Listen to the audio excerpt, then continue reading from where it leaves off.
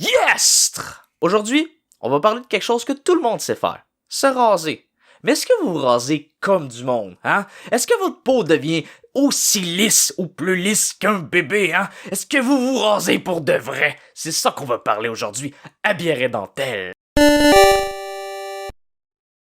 Donc, on va parler aujourd'hui de comment se raser pour avoir une peau plus douce que celle de bébé, hein? Surtout quand t'es un homme pis tu t'habilles au féminin, hein? Tu veux que les autres femmes te touchent pis tu fasses ta peau est douce.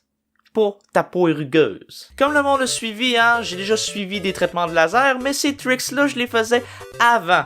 Et même encore, je les fais parce que je dois me raser, parce que mon laser était pas complet, hein. Mes traitements de laser n'étaient pas complets. Donc la première chose, c'est avoir un rasoir adéquat. N'importe quel suffit, hein. Il faut avoir des lames. Juste assez de lames. Au moins 3. En montant, hein. Comme le mien, moi j'ai un non-sponsor, un rasoir Aries. Et aussi un autre chic juste pour avoir le back scratcher.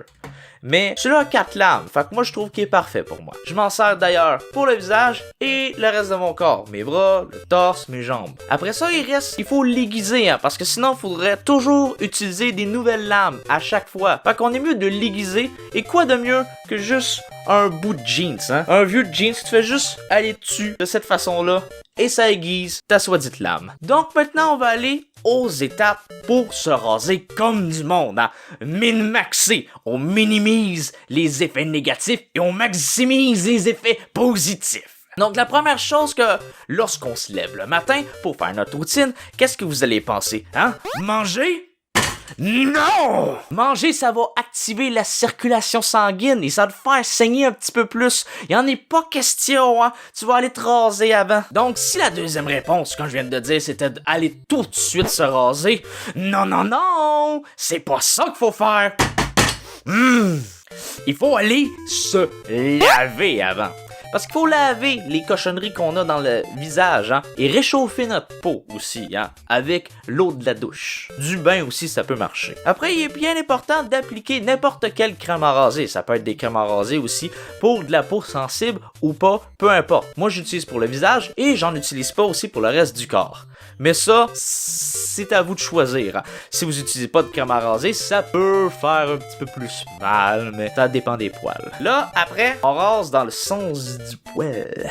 Très important pour pas avoir des poils incarnés. Et c'est après que là, le tricks vient et on se rase dans le sens contraire du poil.